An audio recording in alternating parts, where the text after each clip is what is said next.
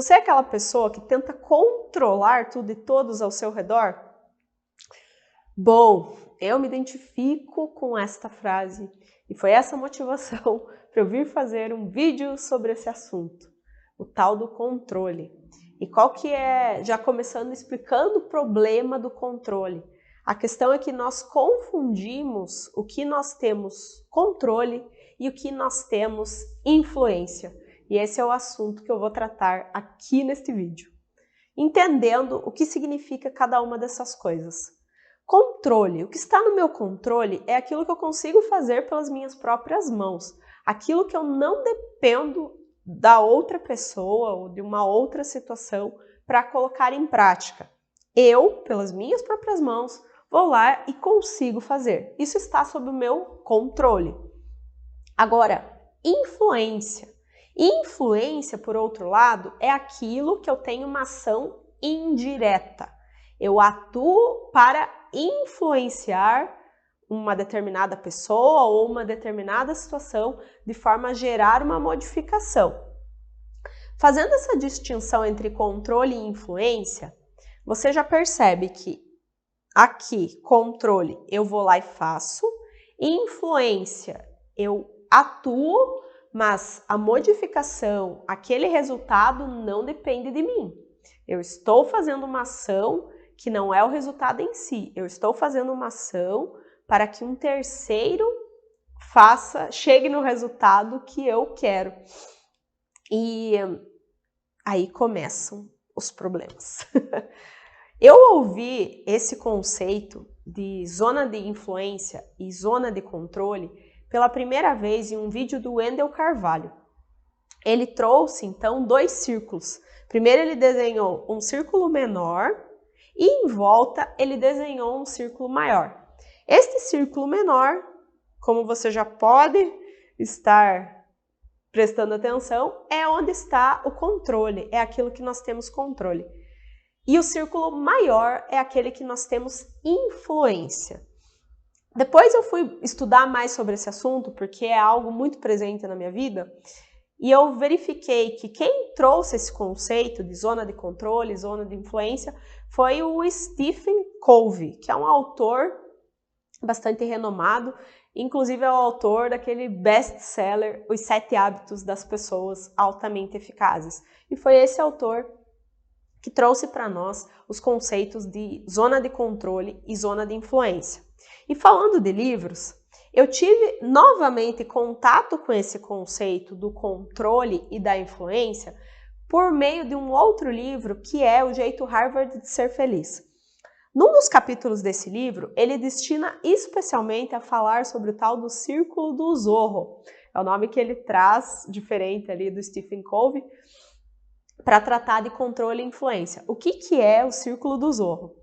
O autor do Jeito Harvard de Ser Feliz, ele faz alusão à história do Zorro, daquele personagem de filmes, o Alejandro, que antes de se tornar o Zorro, ele era, vamos dizer assim, um homem comum querendo fazer a diferença, mas sem ter disciplina, sem ter quase nada ao seu controle para fazer com que os resultados que ele queria realmente acontecessem.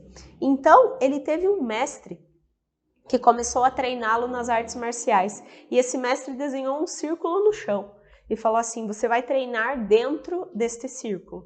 Enquanto você não dominar todas as técnicas dentro deste círculo, você não vai expandir para círculos maiores. E assim foi ali no filme, o Alejandro treinando dentro daquele círculo, e à medida que ele dominava aquele círculo, ou seja, que aquele círculo estava sob o seu controle, então o mestre ia abrindo o círculo e ele ia controlando círculos maiores, porque ele estava aprendendo a fazer as coisas pelas próprias mãos, dominar a técnica das artes marciais.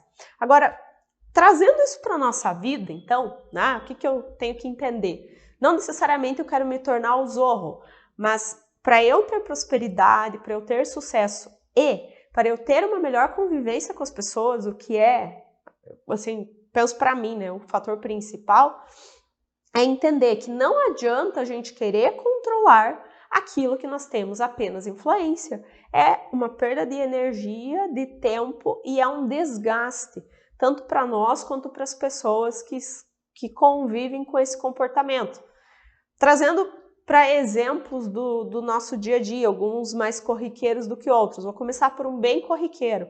Se você compartilha um espaço com uma pessoa, seja no ambiente de trabalho ou na sua casa, e a pessoa constantemente deixa a louça suja, e você se incomoda com aquilo, o que está realmente sob o seu controle nessa situação? Pensa comigo. Pode ser que você me diga, eu vou lá e peço para a pessoa lavar a louça. Mas isso não está sob o seu controle. Você até pode pedir isso, mas a pessoa só vai lavar a louça se ela quiser. Você não pode forçá-la a fazer o que ela não quer. Então, o que realmente está sob o seu controle nesta situação? O que está sob o seu controle é ir lá e lavar a louça. O que também está sob o seu controle é não lavar a louça. E ainda uma terceira opção é comprar uma máquina lava-louça. Tudo isso está sob o seu controle, são coisas que você pode fazer ou deixar de fazer pelas próprias mãos. Agora, fazer com que o terceiro vá lá e lave a louça não está sob o seu controle.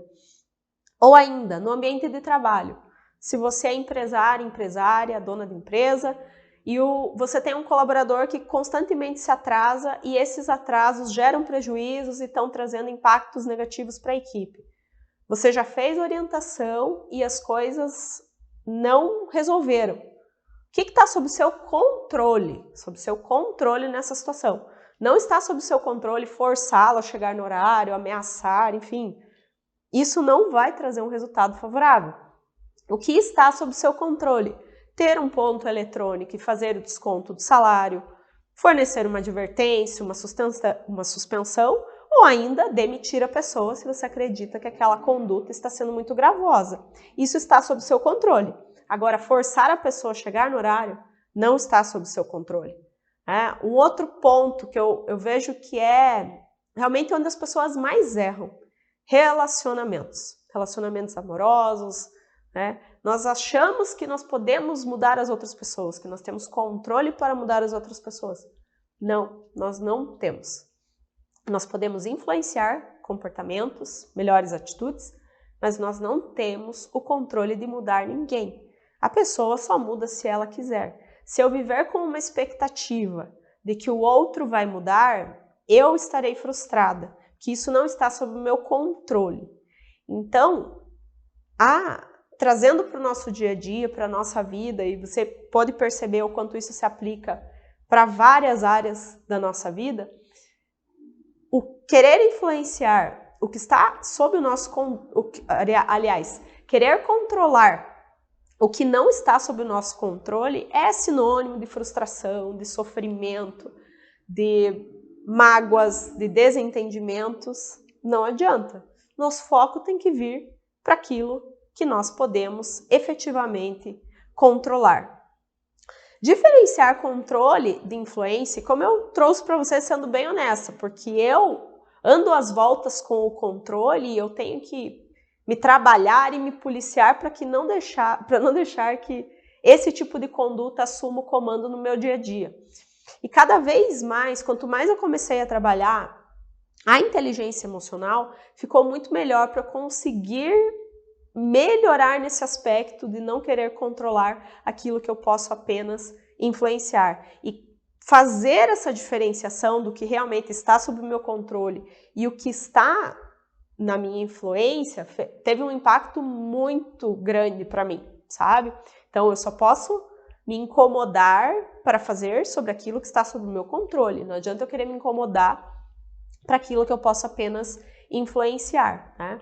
O que em todos esses estudos de controle, e eu acredito que se você está aqui, pode ser que você tenha uma tendência, igual eu, ser uma pessoa um pouquinho controladora, mas o que eu observei em todos os estudos que eu fiz e que para mim fizeram muito sentido. Quando nós queremos controlar algo que não está sob o nosso controle, isso demonstra que nós estamos sendo pessoas rígidas, então isso sim, é sinônimo de rigidez, de ser uma pessoa crítica ao extremo, aquele extremo que não é favorável, que não vai trazer bons resultados. Ainda é, de certa forma, uma dificuldade para aceitar comportamentos diferentes, sabe? tudo precisa ser do meu jeito. Quando não é do meu jeito, eu não estou feliz. Então, não. Nós temos que entender que no conviver as pessoas são diferentes, vão ter atitudes diferentes, têm habilidades diferentes, têm pontos fortes e fracos, e nós temos que aprender a conviver e não querer controlar coisas que não estão sob o nosso controle. E trabalhar essa dificuldade entendendo que as pessoas são diferentes. Eu já escutei de pessoas falando que tem angústia quando precisam colocar determinadas tarefas, atividades na mão de outras pessoas, porque elas entendem que as pessoas não vão fazer as coisas do jeito que ela faria. Esta é mais uma forma de querer controlar o outro. Em um outro vídeo aqui do canal, eu explico sobre delegar, especialmente no ambiente profissional, quando as pessoas possuem esse tipo de sentimento, esse tipo de angústia, elas têm uma dificuldade muito grande para delegar. Mas nós bem sabemos que para uma empresa prosperar não adianta nós termos controladores. Essas pessoas vão apenas travar o avanço da empresa. Então, é mais um sentimento que precisa ser trabalhado. Neste vídeo do delegar eu dou várias dicas, então depois, se você quiser, confere. Mas o que eu quero trazer aqui para você é, se você se identifica com isso, pensa assim, quem tem que mudar é você. O outro está fazendo do jeito dele. E se você está se incomodando é porque você está querendo controlar algo que você só tem influência, tá? E fazendo um gancho com esse aspecto, e que para mim, mais uma vez, fez todo sentido, nós temos muitas vezes dificuldade para lidar com a autonomia do outro. Entender assim, a outra pessoa também tem a sua autonomia, também toma suas decisões com base no seu repertório, com base no que ela acredita, no que ela considera correto, honesto, justo, enfim, assim esperamos. Mas cada pessoa tem a sua autonomia, tem o seu repertório e faz as suas ações, as suas tarefas com base nisso. Quando eu tento controlar a forma que o outro realiza as coisas, pode ser que o que eu esteja tentando fazer é imprimir o meu modo de agir e de ser como se fosse o certo em detrimento do modo daquela pessoa. E também sabemos que não é isso, né? Cada pessoa tem o seu modo de ser. E mais uma vez aqui entra essa questão da diversidade. Mas falar sobre controle é entrar numa esfera que muitas vezes fica ali até recoberta pelo nosso inconsciente. Por isso que estarmos conscientes a todo momento das coisas que estão nos incomodando e fazendo essa diferenciação entre o que nós podemos controlar e o que nós podemos influenciar, faz com que o nosso dia a dia seja muito mais fácil, sabe? E eu entendo, e eu mesma já passei por isso, que esse comportamento, ele pode ser derivado de experiências anteriores, muitas vezes que causaram traumas, de negligência das outras pessoas. Eu tive experiências com outras pessoas que foram negligentes em determinadas situações, então para não repetir aquela situação que me trouxe um prejuízo, eu tento controlar em situações posteriores.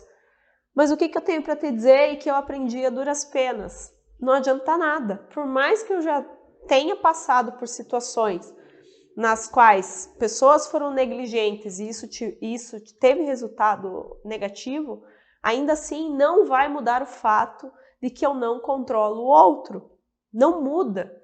Eu tenho que, mais uma vez, me focar naquilo que está sob o meu controle para evitar que aquela situação aconteça, mas é aquilo que está sob o meu controle, não sob influência.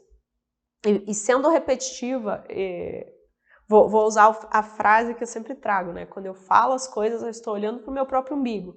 Mas é o seguinte, querer controlar aquilo que nós temos apenas influência é uma receita para a frustração e para o fracasso.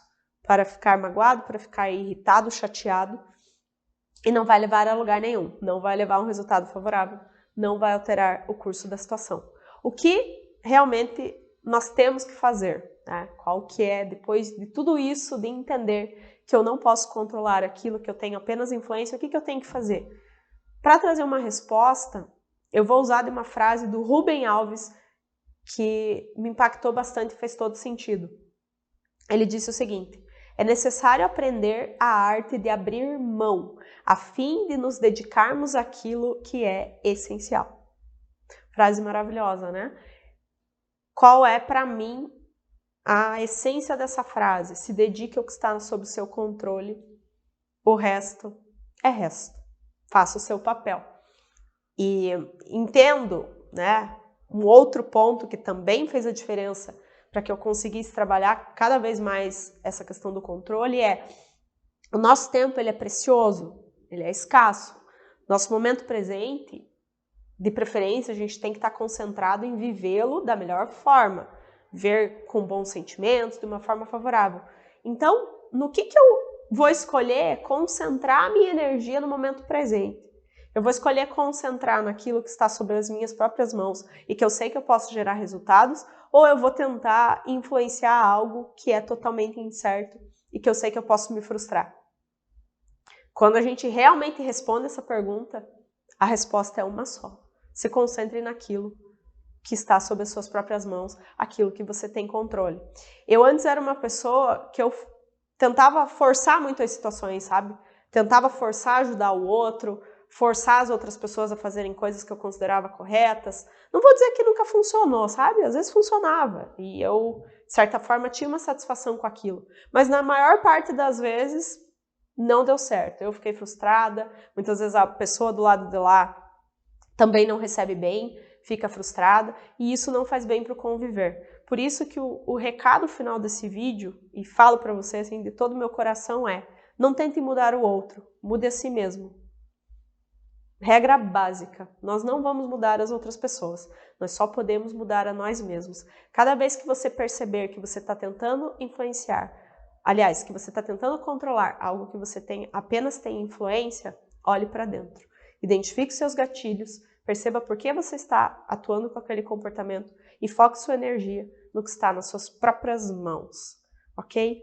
Espero que tenha gostado desse vídeo, que tenha refletido bastante e que saia da sua zona de influência para focar no seu círculo da zona de controle.